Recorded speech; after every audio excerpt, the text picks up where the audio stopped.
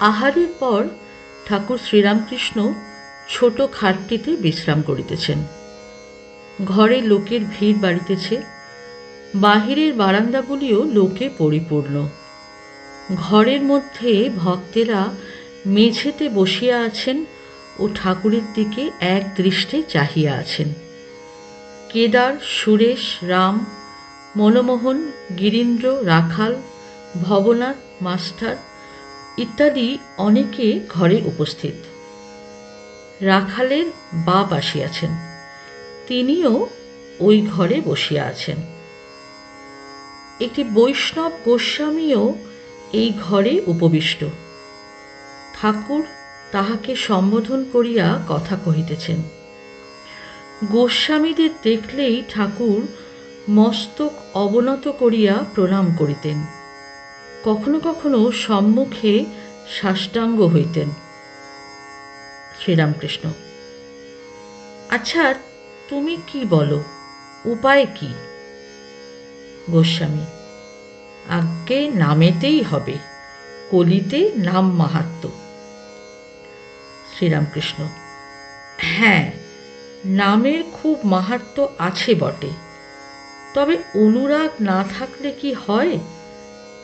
ঈশ্বরের জন্য প্রাণ ব্যাকুল হওয়া দরকার। শুধু নাম করে যাচ্ছি, কিন্তু কামিনী কাঞ্চনে মন রয়েছে, তাতে কি হয়? বিছে বা ডাকুর কামড় অমনি মন্ত্রে সারে না, ঘুঁটের ভাবড়া দিতে হয়। গোস্বামী: তাহলে অজামিল? অজামিল মহাপাতকী, এমন পাপ নাই যা সে করে নাই, কিন্তু মরবার সময় নারায়ণ বলে ছেলেকে ডাকাতে উদ্ধার হয়ে গেল। শ্রীরামকৃষ্ণ: হয়তো অজামিলের পূর্বজন্মে অনেক কর্ম করা ছিল, আর আছে যে সে পরে তপস্যা করেছিল।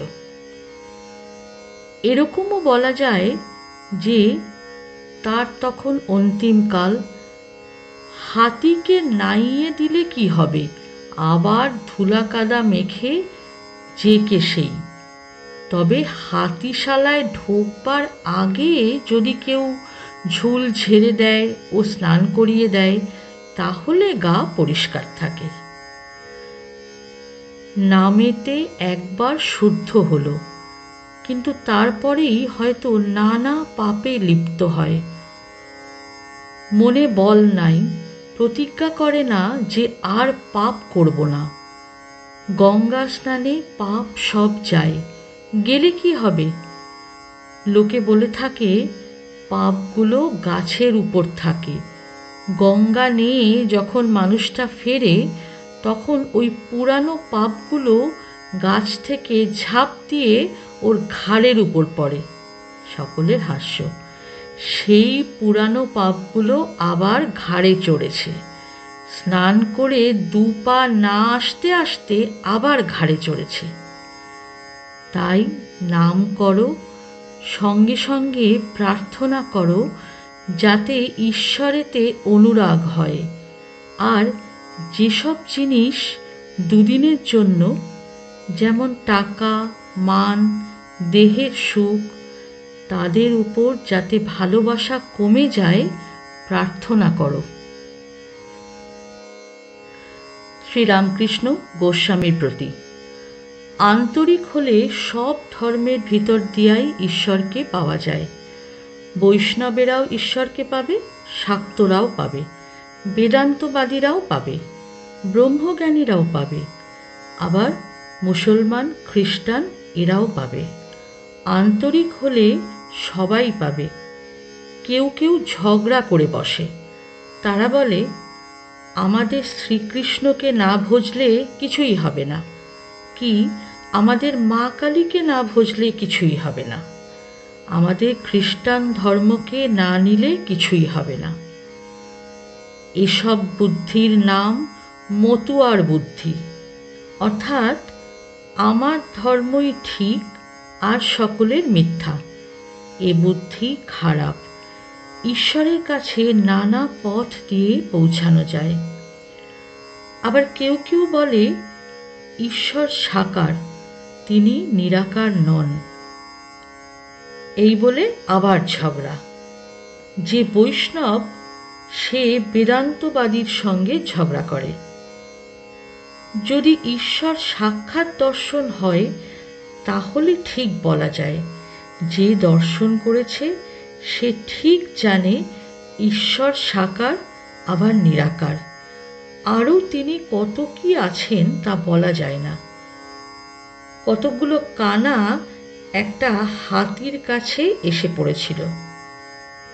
একজন লোক বলে দিলে, এ জানোয়ারটির নাম হাতি।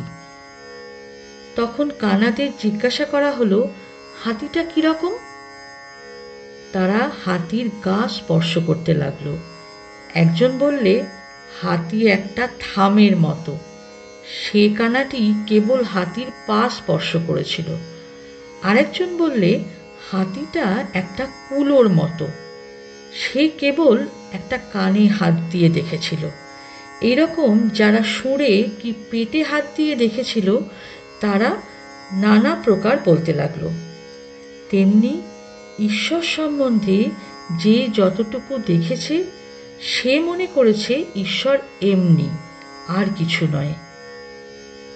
একজন লোক বাহ্যে থেকে ফিরে এসে বললে, গাছতলায় একটি সুন্দর লাল গিরগিটি দেখে এলুম। আর একজন বললে, আমি তোমার আগে সেই গাছতলায় গেছিলুম। লাল কেন হবে? সে সবুজ, আমি স্বচক্ষে দেখেছি। আর একজন বললে, ও আমি বেশ জানি, তোমাদের আগে গেছিলাম, সে গিরগিটি আমিও দেখেছি। সে লালও নয়, সবুজও নয়, স্বচক্ষে দেখেছি নীল। আর দুইজন ছিল, তারা বললে হলদে, পাঁশটে, নানা রং। শেষে সব ঝগড়া বেঁধে গেল। সকলে জানে আমি যা দেখেছি তাই ঠিক। তাদের ঝগড়া দেখে একজন লোক জিজ্ঞাসা করলে, ব্যাপার কি? যখন সব বিবরণ শুনলে তখন বললে, আমি ওই গাছতলাতেই থাকি, আর ওই জানোয়ার কি আমি জানি। তোমরা প্রত্যেকে যা বলছো তা সব সত্য। ও গিরগিটি কখনো সবুজ, কখনো নীল, এইরূপ নানা রং হয়। আবার কখনো দেখি একেবারে কোনো রং নাই, নির্গুণ। গোস্বামীর প্রতি। তা ঈশ্বর শুধু সাকার বললে কি হবে? তিনি শ্রীকৃষ্ণের ন্যায় মানুষের মতো দেহ ধারণ করে আসেন, এও সত্য। নানা রূপ ধরে ভক্তকে দেখা দেন, এও সত্য। আবার তিনি নিরাকার, অখণ্ড সচ্চিদানন্দ, এও সত্য। বেদে তাকে সাকার নিরাকার দুই বলেছে, সগুণও বলেছে, নির্গুণও বলেছে। কিরকম জানো? সচ্চিদানন্দ যেন অনন্ত সাগর, ঠান্ডার গুণে যেমন সাগরের জল বরফ হয়ে ভাসে, নানা রূপ ধরে বরফের চাই সাগরের জলে ভাসে, তেমনি ভক্তিহীন লেগে সচ্চিদানন্দ সাগরে সাকার মূর্তি দর্শন হয়, ভক্তের জন্য সাকার। আবার জ্ঞান সূর্য উঠলে বরফ গলে আগেকার যেমন জল তেমনি জল, অধ ঊর্ধ্ব পরিপূর্ণ, জলে জল। তাই শ্রীমদ্ ভাগবতে সব স্তব করেছে, ঠাকুর তুমিই সাকার, তুমিই নিরাকার। আমাদের সামনে তুমি মানুষ হয়ে বেড়াচ্ছ, কিন্তু বেদে তোমাকেই বাক্য মনের অতীত বলেছে। তবে বলতে পারো, কোনো কোনো ভক্তের পক্ষে তিনি নিত্য সাকার। এমন জায়গা আছে যেখানে বরফ গলে না, স্ফটিকের আকার ধারণ করে। কেদার। আগে শ্রীমদ্ ভাগবতে ব্যাস 3টি দোষের জন্য ভগবানের কাছে ক্ষমা প্রার্থনা করেছেন। এক জায়গায় বলেছেন, হে ভগবান, তুমি বাক্য মনের অতীত, কিন্তু আমি কেবল তোমার লীলা, তোমার সাকার রূপ বর্ণনা করেছি।